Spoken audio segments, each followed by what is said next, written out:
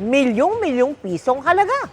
Yan ang natagpuan ang buksan ang mga vault na nakuha mula sa sinalakay na BPO company na Central One Bataan sa Bagak sa Bataan.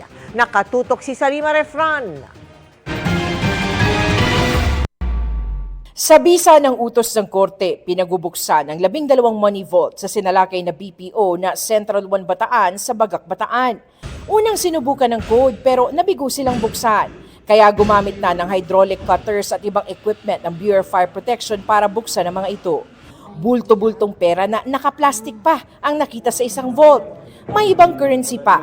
May mga dokumento ring nakuha. Hindi na nagbigay ng pahayag ang kinatawan ng BPO pero nakipagtulungan sila sa mga otoridad at sinaksihan pa ang pagbubukas ng vaults. 2 vault ang nauna ng binuksan ng iri ng BPO na naglalaman na mahigit 30 milyong piso. Sinaksihan ang pagbubukas ng vaults ng CIDG, AMLAC, kinatawan ng barangay at ng Central One Bataan. Sa bilang ng Anti-Money Laundering Council at ng CIDG, nasa 12 million pesos na ang laman ng 2 vault.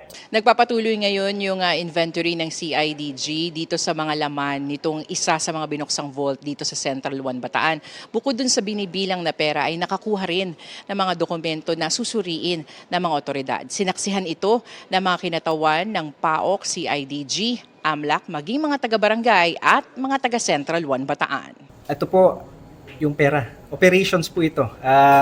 It's a big company employing 1,600 employees. So, this money used for operations. Again, we are here to cooperate with the authorities. Para sa GMA Integrated News, Salima Refran, Nakatutok, 24 Oras.